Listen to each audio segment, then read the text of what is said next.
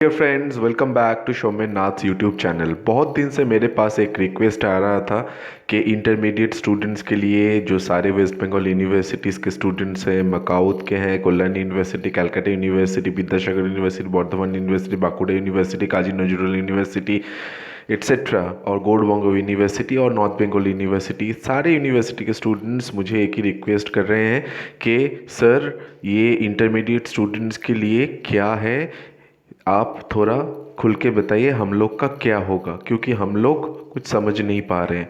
तो यहाँ पे your question and my answers to you. देखिए यहाँ पे तीनों क्वेश्चन बहुत ज़्यादा इंपॉर्टेंट है। एक तो है एग्ज़ाम मेथड, देखिए एग्ज़ाम होगा कि नहीं, ये वाला क्वेश्चन आप लोगों का है। दूसरा जो क्वेश्चन है रिज़ल्ट टाइम, रिज़ल्ट कब तक आ जाएगा। और तीसरा जो है बैकलॉग जिन लोगों का है ये क्या होगा, और डाउट जिन लोगों का मन में और भी है कुछ सारा, वो भी मैं आज क्लियर कर देने वाला हूँ आप लोगों को सभी को। तो चलिए एक एक करके इसको निपटाते हैं। पहले तो एग्ज़ाम मेथड। एग्ज़ाम मेथड के बारे में बात करने से पहले मैं आपको बता दूं कि अप्रैल महीने में जो यूजीसी का गाइडलाइन आया था, पहले वाला गाइडलाइन जो 29 तारीख को आया था, उसमें क्या कहा गया था, और जो रिवाइज्ड गाइडलाइन है उसमें भी क्या कहा गया है। देखिए इससे पहले कि मैं 29 तारीख यानी कि प्रीवियस जो गाइडलाइन है, ये रिवाइज्ड वाला से पहले वाला, वो बताने की कोशिश कर रहा हूँ आपको। देखिए यहाँ पे ये जो रिवाइज गाइडलाइन है साफ साफ बताया गया है, the guidelines regarding intermediate semester year examination as notified on 29/4/2020 shall remain unchanged. इसका मतलब क्लियर कट यही निकलता है कि जो रिवाइज गाइडलाइंस है उसमें भी इंटरमीडिएट जो सेमेस्टर और ईयर का जो स्टूडेंट्स है उन लोगों के लिए जो पहला वाला गाइडलाइन दिया गया था, यानी कि 29/4/2020 को जो गाइडलाइन दिया गया था वही लागू होगा, क्योंकि सेकेंड वाला जो रिवाइज गाइडलाइन आया है वो फाइनल स्टूडेंट्स ईयर के स्टूडेंट्स के लिए।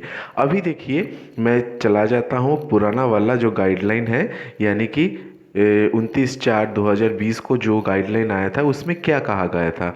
उसमें कहा गया था कि फॉर इंटरमीडिएट सेमेस्टर, ये एग्ज़ाम होगा कि नहीं इसका आंसर है आपका। देखिए for intermediate semester students those who are in first semester, second semester से फिफ्थ सेमेस्टर तक, यानी कि 3 इयर्स ग्रेजुएशन वाला जो कोर्स कर रहे हैं, और 7th सेमेस्टर तक 1 से 4 ईयर वाला जो कोर्स कर रहे हैं, उन लोगों के लिए क्या लागू होगा। उन लोगों के लिए UGC has stipulated that the examination may be conducted based on universities assessment on the situation in case, यानी कि कोविड-19 जो सिचुएशन है उस सिचुएशन के असेसमेंट के ऊपर यूनिवर्सिटीज़ के ऊपर छोड़े हैं कि एग्ज़ाम लेना है कि नहीं लेना है। ठीक है, however it is not feasible, अगर फिजिबल ना हो तो नहीं लेना है।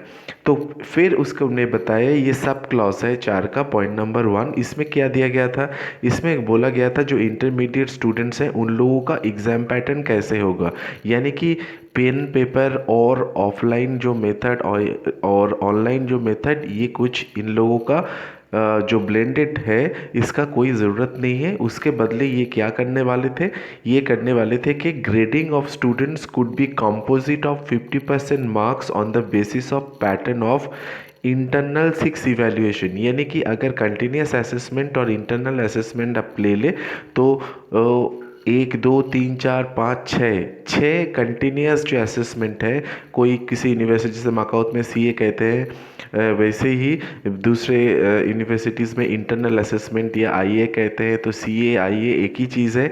इसमें ये जो 6 असेसमेंट है, ये 6 असेसमेंट के ऊपर बेस करके एडेप्टेड बाय द यूनिवर्सिटीज़ ये मार्क्स लिया जाएगा, and remaining 50% marks can be awarded on the basis of performance in the previous semester only if available.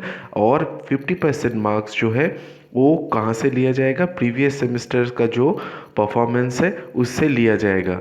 तो internal evaluation can be continuous evaluation, prelims, mid semester, internal evaluation और whatever name is given for student progression. यहाँ पे साफ साफ किया गया था कि 50+50 मेथड होगा, और ये 50+ जो है वो पहले 6 जो कंटिन्यूस इवैल्यूएशन है इंटरनल असेसमेंट उससे लिया जाएगा, और 50% प्रीवियस जो सेमेस्टर्स का है उस प्रीवियस सेमेस्टर का जो मार्क्स है उससे लिया जाएगा। अभी देखिए इसका जो दूसरा जो पॉइंट है, in the situation where previous semester और previous year marks are not available specifically for the first semester students. समझ लीजिए कोई है, यानी कि जहाँ पे ये प्रॉब्लम अराइज इवन सेमेस्टर में नहीं हो रहा है, क्योंकि सेकेंड सेमेस्टर फोर्थ सेमेस्टर ऐसे करके जा रहा है, तो जिन लोगों का ईयरली बेसिस है उन लोगों का ही प्रॉब्लम होगा वहाँ पे। अगर जैसे पार्ट 1 पार्ट 2 पार्ट 3 जैसे कुछ यूनिवर्सिटी में अभी भी चालू है, तो उसमें पार्ट 1 पार्ट 2 पार्ट 3 में जहाँ पे पार्ट 1 का स्टूडेंट है उनका अगर कोई प्रीवियस मार्क्स डेफिनेटली नहीं होगा, तो उनको क्या लिया जाएगा, उनका 100% इवैल्यूएशन में be done on the basis of internal assessment, यानी कि 6 या 8 इंटरनल असेसमेंट होगा और उसके ऊपर उसको बेस करके जो मार्क्स है वो मार्क्स हर एक सब्जेक्ट में 6 करके इंटरनल इवैल्यूएशन होगा और इंटरनल इवैल्यूएशन का जो मार्क्स है वो दिया जाएगा।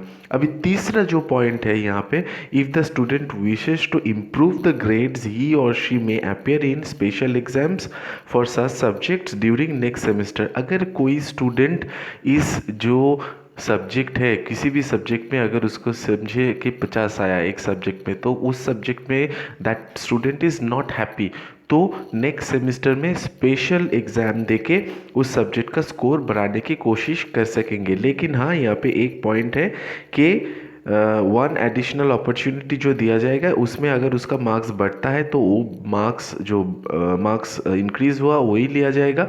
लेकिन अगर मार्क्स 50 पर अगर डिक्रीज़ हो गया तो वो डिक्रीज़ वाला मार्क्स ही आपका लिए जाएगा। ठीक है। और इसके साथ जो सप्लीमेंट्री जो एग्जामिनेशंस है वो भी कंडक्ट कर दिया जाएगा, यानी कि स्पेशल एग्ज़ाम और सप्लीमेंट्री एग्ज़ाम। इसके साथ हम इसको इसका ये गया चारों पॉइंट, चार का 1 2 3। अभी पांचवा पॉइंट पे आ रहे हैं। पांचवा पॉइंट में ये बताया गया था कि also all students would be allowed to carry forward for the subjects in which the students have failed. अब अगर समझ लीजिए कि सेकेंड सेमेस्टर में कुछ स्टूडेंट्स का अभी जो फोर्थ सेमेस्टर में है उनका कोई फेल था, ठीक है, तो वो फेल कैरी फॉरवर्ड का मतलब यहाँ पे ये है कि उसको आगे कर दिया जाएगा और जब सिक्स सेमेस्टर में वो स्टूडेंट जाएगा तो सिक्स सेमेस्टर पे जाके वो स्टूडेंट उस सब्जेक्ट में एग्ज़ाम दे पाएंगे। ठीक है। लेकिन current academic year and all for the students would be promoted to the next semester. So fourth semester का जो था स्टूडेंट जो है उसका सेकेंड सेमेस्टर में अगर बैकलॉग हो तो सेकेंड सेमेस्टर का बैकलॉग वो सिक्स सेमेस्टर में जाके क्लियर कर पाएगा। तब का सिचुएशन क्या होगा तब देखा जाएगा, क्योंकि तब कोविड का इम्पैक्ट क्या रहता है ये उसके ऊपर डिपेंड कर रहा है। और ये जो स्टूडेंट है अभी फोर्थ सेमेस्टर में उसको फिफ्थ सेमेस्टर में प्रमोट कर दिया जाएगा। लेकिन कैसे प्रमोट कर दिया जाएगा, 50+50 बेसिस पे, यानी कि या 50% जो कंटिन्यूस और इंटरनल या फिर इंटरनल असेसमेंट जो भी कहिए उसको 1 to 6 लिया जाएगा उसका, और 50% प्रीवियस सेमेस्टर से लिया जाएगा। यानी कि अगर आप फोर्थ सेमेस्टर में हो अभी तो 50% अभी आपका जो सब्जेक्ट है, मान लीजिए 6 सब्जेक्ट है आपका, तो 6 सब्जेक्ट जो है उसमें 50% यानी कि इंटरनल हर एक सब्जेक्ट में 6 करके आपको असाइनमेंट दिया जाएगा और या फिर इंटरनल असेसमेंट जो भी कहिए उसको कंप्लीट करना है आपको। फिर उसका जो मार्क्स होगा वो मार्क्स लिया जाएगा और प्रीवियस सेमेस्टर में जो 6 सब्जेक्ट है यानी कि थर्ड सेमेस्टर में जो 6 सब्जेक्ट है आपका उसमें जो आपको जो मार्क्स मिला था उस मार्क्स का 50% लिया जाएगा और ये दोनों मार्क्स ऐड करके आपका जो टोटल परसेंटेज आएगा या फिर टोटल मार्क्स आएगा उसको दिया जाएगा। तो यहाँ पे कोई एग्ज़ाम लेने का या फिर कोई मार्ज्ड एग्ज़ाम का कोई भी ऐसा कुछ नहीं कहा गया था। ठीक है। तो अभी ये क्या पहला वाला क्वेश्चन। दूसरा वाला टाइम फ्रेम जो है आप लोग पूछ रहे हैं कि रिज़ल्ट कब तक आ जाएगा। देखिए ये सिक्स सेमेस्टर का रिज़ल्ट यानी कि 3 इयर्स कोर्स वाला फाइनल सेमेस्टर जितने भी है उन लोगों का या फिर 4 इयर्स ग्रेजुएशन का फाइनल सेमेस्टर का जितना भी है तो रिज़ल्ट निकल गया। अभी रिज़ल्ट जिन जिन यूनिवर्सिटी का नहीं निकला है उन लोगों का सभी यूनिवर्सिटी का पहले फाइनल सेमेस्टर का रिज़ल्ट निकलेगा। उसके बाद आप लोगों का जो प्रोसेस है ये असाइनमेंट का, शायद किसी यूनिवर्सिटी में 2 लिए हो, किसी यूनिवर्सिटी में 4 लिए हो। जैसे मैंने विद्यासागर यूनिवर्सिटी में देख रहा था उन लोग अभी असाइनमेंट्स कलेक्ट कर रहे हैं। ठीक है, फाइनल सेमेस्टर स्टूडेंट से भी और इंटरमीडिएट स्टूडेंट से भी। तो इसका मतलब ये हो रहा है कि बहुत सारा, जैसे मकाउद भी तो कलेक्ट कर चुके हैं ऑलरेडी, वो भी कलेक्ट करने वाले हैं। तो जब तक ना पूरा फाइनल सेमेस्टर जो है या फाइनल ईयर का जो है स्टूडेंट्स, उन लोगों का सब कुछ क्लियर हो जाने के बाद आप लोग का जो ये पेंडिंग प्रोसेस पड़ा हुआ है, ये पेंडिंग प्रोसेस स्टार्ट होगा। ठीक है, तो चिंता करने की कोई ज़रूरत नहीं, उसमें थोड़ा टाइम लगेगा क्योंकि आपके पास अभी टाइम है। अगर सितंबर में भी क्लास ना स्टार्ट हो और उसके बाद भी स्टार्ट हो, अक्टूबर में तो पूजा है यहाँ पे, फिर अगर अक्टूबर में भी हो या फिर नवंबर में भी, जब भी स्टार्ट हो, तो यूनिवर्सिटी वैसे करके आपका जो सेशन है एकेडमिक, उसको आगे पीछे कर देगा। आगे होने का कोई चांस नहीं, पीछे ही जाएगा ये। ठीक है, ये आपका गया दूसरा वाला। तीसरा वाला जो क्वेश्चन है बैकलॉग वाला। अभी देखिए बैकलॉग वाला जो आपका जो प्रॉब्लम है, ये मैंने पहले ही बता दिया था कि अगर आपका सेकेंड सेमेस्टर में बैकलॉग है तो फोर्थ सेमेस्टर में आप अगर अभी हैं तो आपको फिफ्थ सेमेस्टर ये 50-50 मेथड में, यानी कि 50% फोर्थ सेमेस्टर जो इंटरनल असेसमेंट उससे, और थर्ड सेमेस्टर का 50% लेके आपको फिफ्थ सेमेस्टर में दिया जाएगा मार्क्स, उसका रिजल्ट निकलेगा। लेकिन अगर सेकेंड सेमेस्टर में आपका बैकलॉग हो तो उसको बैकलॉग आपको जाके देना पड़ेगा सिक्स सेमेस्टर में। ठीक है, और अगर किसी का बैकलॉग क्लियर, पीपीआर कर सकते हैं इसमें। अगर पीपीआर में उसका बैकलॉग क्लियर हो गया तो फिर बहुत बढ़िया है, फिर उसको जाके कोई बैकलॉग पेपर नहीं देना पड़ेगा। तो यही था आप लोगों का सारा क्वेश्चन, जो कि एग्ज़ाम होने वाला है कि नहीं। नहीं, एग्ज़ाम नहीं होगा। ठीक है, क्योंकि यूजीसी ने नया गाइडलाइन जो भी लाया है उसके चलते भी उन्होंने इंटरमीडिएट के लिए पुराना गाइडलाइन ही स्टे करके रखा हुआ है। तो आप लोगों को चिंता करने की कोई ज़रूरत नहीं है। एक बात मैं आप लोगों को बताना चाहूँगा, यहाँ पे तो ये मैं ख़त्म कर रहा हूँ, लेकिन सब्सक्रिप्शन ज़्यादा नहीं हो रहा है, तो please do subscribe Somennath YouTube channel. अगर आपको सही समय पे सही न्यूज़ चाहिए तो, यानी कि इन्फॉर्मेशन चाहिए तो, right information at right time. Thank you very much.